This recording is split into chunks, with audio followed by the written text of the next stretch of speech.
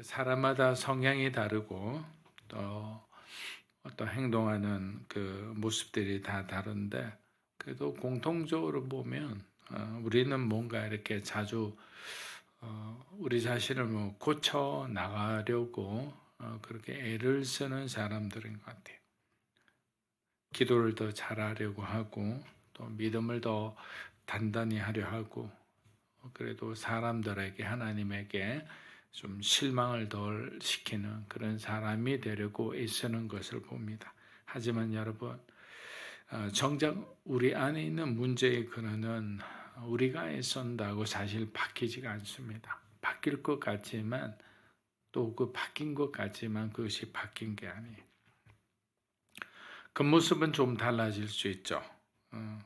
그러나 내면에 우리 안에 있는 그 죄성과 정말 오랫동안 깊이 패인 그 상처와 아픔은 우리가 스스로 손댈 수 있는 영역이 아닙니다.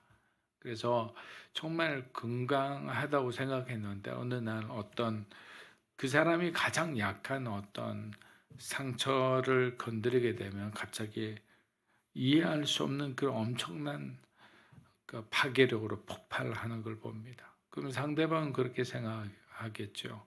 무슨 이런 일을 가지고 이 사람이 이렇게 화를 내나라고 이렇게 기분 나빠할 수 있지만 사실은 그 사람에게 가장 아픈 부분이기 때문이죠. 그래서 바로 우리가 손댈 수 없는 영역이 있다라는 것은 하나님의 은혜가 바로 시작될 수 있는 그런 어떤 계기가 될 수 있다라고 생각합니다. 자, 스가랴 선지자가 이렇게 말하죠. 13장 1절을 한번 읽어보겠습니다. 그날에 다윗의 백성과 예루살렘에 사는 사람들의 죄와 더러움을 깨끗하게 씻을 수 있는 샘이 열릴 것이다. 여러분, 이건 조건이 붙은 약속이 아니에요. 이 정도 회개하면 내가 샘을 너에게 열어주겠다라고 하신 것도 아니죠. 하나님은 우리가 준비되기도 전에, 우리가 변하기도 전에 이미 먼저 그 샘을 여셨습니다. 우리가 바뀌어서 은혜가 오는 것이 아니라 은혜가 와서 우리를 바꾸는 거죠. 죄를 끊었기 때문에 우리가 깨끗해지는 것이 아니라 샘이 열렸기 때문에 우리의 죄가 씻어지는 거예요. 그래서 우리가 인간적으로 노력하는 것은 이제 우리가 잠시 멈추고 애를 쓰는 것보단 차라리 하나님의 품 안에서 마리아처럼 말씀을 보고 마음을 평안히 가지는 것이 더 중요합니다. 아무리 깨끗해지려고 해도 우리가 그렇게 발버둥 쳐도 소용이 없기 때문이죠. 왜냐하면 하나님께서 우리에게 이미 샘을 열어주셨기 때문에. 여러분, 그 샘이 누구십니까? 예수 그리스도잖아요. 예수님께서 우리에게 구원의 길을 열어주셨는데 우리는 스스로 하나님께 가려고 애를 쓰는 사람이 많아요. 스스로 죄책감 때문에 막 힘들어하고 그래서 마치 고행을 하듯이 하는데 그 고행이 무슨 소용이 있습니까? 하나님 우리의 고행을 보는 것이 아니라 우리의 믿음을 보죠. 우리의 진정한 회개를 보시는 거예요. 그래서 우리가 해야 할 일은 단 하나입니다. 그 샘을 피하지 않고 믿음을 가지고 샘 앞에 당당히 서는 거예요. 예수 그리스도 앞에 당당히 서는 겁니다. 주님 도와주십시오. 긍휼히 여겨주십시오. 그래서 스스로 씻으려 하지 않고 하나님 앞에 솔직히 서는 것, 그게 바로 진정한 회개의 시작이자 우리의 삶의 은혜가 시작되는 순간입니다. 자, 스가랴 13장 2절 우리 한번 읽어보겠습니다. 만군의 여호와께서 말씀하셨다. 그날에 내가 우상들의 이름을 그들이 더 이상 기억도 되지 않게 할 것이다. 내가 또 이 땅에서 거짓 예언자들과 더러운 귀신을 없애버릴 것이다. 사랑하는 여러분, 은혜는 언제나 거룩을 동반하죠. 왜냐하면 거룩이란 하나님의 속성이잖아요. 하나님이 샘을 여셨다면 그 샘은 단지 우리의 죄를 씻는데 그치지 않습니다. 우리 안에 숨어있던 거짓과 우리 안에 있는 그 우상을 은혜가 임하기 시작하면 그것을 밀어내기 시작하는 거예요. 사람이 변했다라고 말하는 것은 잠깐 변하고 뭔가 이렇게 사람이 좋아졌다는 것을 가지고 하는 것이 아니라 우리가 보기에 너무나 진짜 혁명적으로 180도 변한 걸 보고 변했다라고 말하죠. 근데 그 변한 것은 어떻게 일어났냐? 하나님께서 우리 안에 있는 거짓과 우상을 밀어냈기 때문에. 우리도 알지 못하게 우상을 섬기고 있어요. 많은 우상들이 있죠. 부모에겐 자식이 우상일 수가 있어요. 어떤 사람에게는 성공이 우상일 수도 있고 돈이 우상일 수도 있습니다. 그런 우상들이 사실은 아직까지 우리 안에 드러나지 않았을 뿐. 왜 드러나지 않았냐? 그만한 위치에 우리가 아직 도달하지 않았기 때문이죠. 여러분 직장에서 뭐 평사원일 때 뭐 야망을 가지고 욕망을 가지고 마치 자기가 그들은 피는 사람은 없을 거예요. 그러나 뭐 이사진에 오르는 순간부터 꿈을 꾸겠죠. 나는 이 회사의 사장이 되겠다. 그러면 그 순간부터 그 사람은 욕망의 화신이 되죠. 모든 것을 자기의 어떤 성공의 길에 필요한 사람, 필요하지 않는 사람으로 나누고 사람들부터 갈라치기를 하는 거예요. 결국 그런 사람들이 성공했다는 이야기는 들어보지 못했습니다. 정상에 올라도 오래가지 못하는 거예요. 왜? 사람들의 인심을 잃어버리는 거예요. 하나님께서 그런 사람을 좋아하시겠습니까? 여러분, 은혜는 언제나 거룩과 함께 움직인다 했습니다. 그런데 우리는 종종 이 두 길을 따로 계산해서 따로 이렇게 생각할 때가 있습니다. 우상을 품은 채도 은혜를 누릴 수 있다고 생각해요. 드러나지만 않는다면. 하나님께 순종하지 않으면서도 평안을 누리려고 해요. 이상한 심보죠. 그래서 하나님께서는 단호하게 말씀하셨어요. 아들아, 그 이름조차 내가 기억나지 않게 하겠다. 자, 이름조차 기억나지 않겠다라는 것은 이것은 심판의 말씀이 아니라 회복의 말씀이에요. 우리가 가장 고통스러운 게 뭡니까? 아픈 기억이죠. 부끄러운 기억이죠. 기억하기 싫은 기억들이잖아요. 근데 하나님이 일하시면 정말 지워지지 않을 것 같은 과거도 지워진다라는 거예요. 예수님께 하나님께서 말씀하셨잖아요. 너희 죄가 동에서 서가 먼 것처럼, 동과 서는 극과 극인데 동이 서에서 먼 것처럼 내가 던지겠다. 씻어버리고 지워버리고 기억도 하지 않겠다. 그래서 하나님께서는 우리에게 죄의 흔적만 지우는 것이 아니라 그 기억까지 치유하신다. 그래서 우리가 심리 상담을 하든 아니면 정말 영적 치유를 하는 사람들을 보면 지금 이 순간의 현상을 보지 않아요. 그 뿌리를 보고 치유를 하기 시작합니다.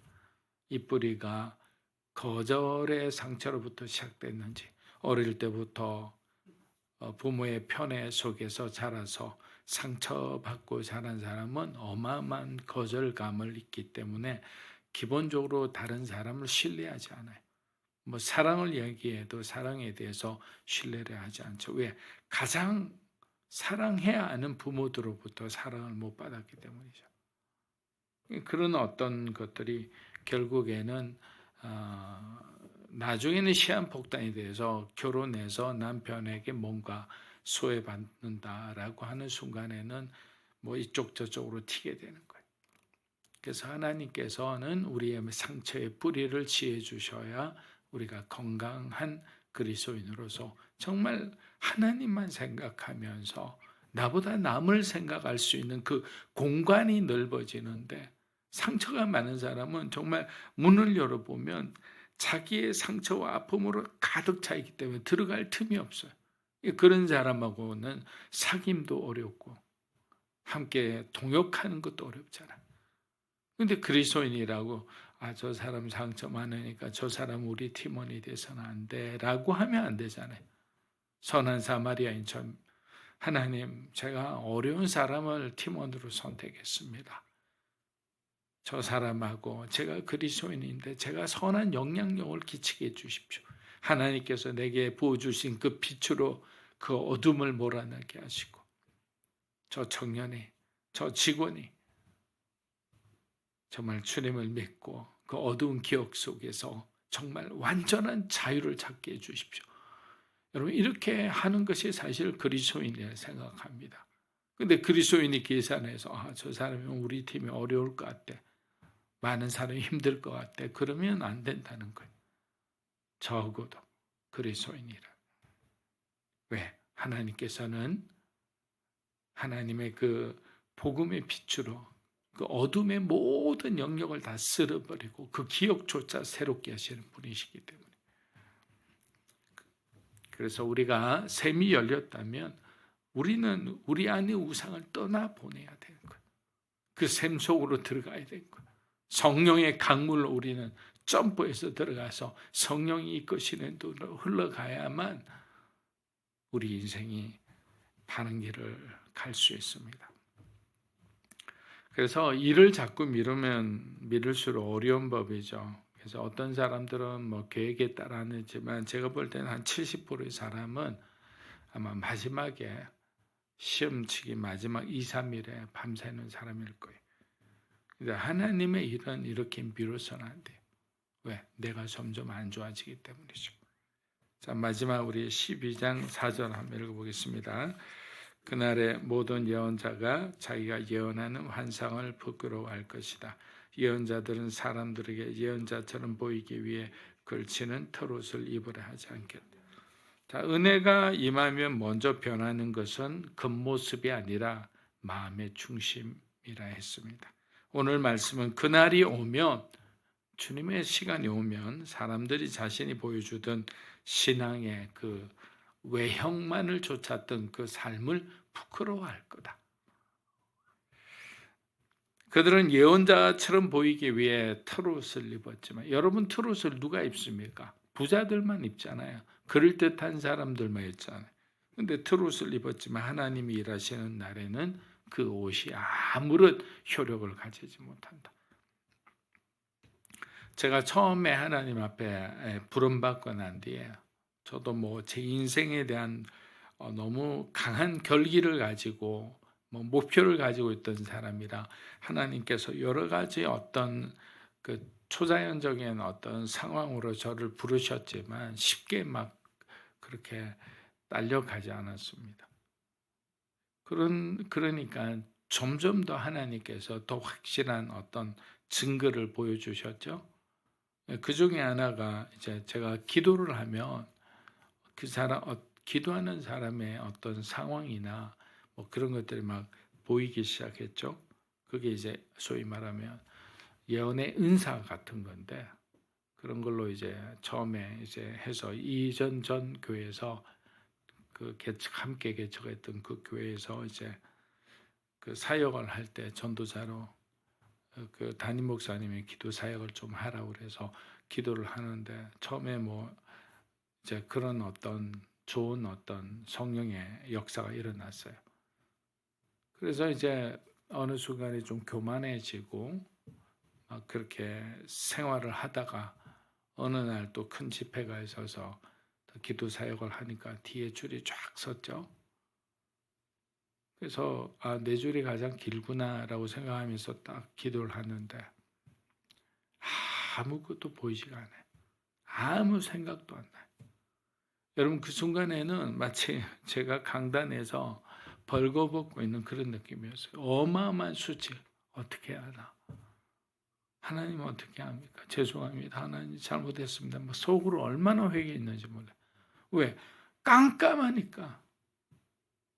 그 순간 이제 억지로라도 그냥 기도를 해줬죠. 그리고 집에 와서 식은 땀이 나서 그냥 계속 그냥 몇 시간 동안 이제 무릎 꿇고 그렇게 기도한 적이 있습니다. 하나님 죄송합니다. 교만했습니다. 이게 내 것인 줄 알았습니다. 여러분, 그래요. 우리 것은 없습니다. 교만하면 하나님이 다 가져가세요. 겸손해야 되는 거예요. 여러분, 18세기 복음의 부흥의 주역 존 웨슬레, 그 감리교 창시자잖아요. 그가 옥스퍼드에서 홀리클럽을 조직했고 목사 안수도 받았고 미국 선교사까지 간 사람입니다. 누가 봐도 완벽한 신앙인이었습니다. 하지만 그는 이렇게 고백했어요. 나는 하나님을 위해 일하고 있지만 아직 하나님을 만나지 못한 사람입니다.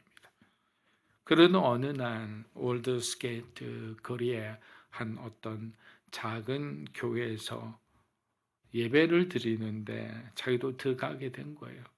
근데 거기서 목사님이 로마서 주석을 읽으시는데 그의 마음이 성령에 사로잡혀 이상하게 따뜻해지고 감동이고 눈물이 나기 시작하는 거예요. 그 순간 깨달은 거예요. 자신이 얼마나 오랫동안 신앙의 외형만, 나는 옥스퍼드 출신의 신앙자고 선교사고 뭐 이런 것만 쫓았다라는 거예요.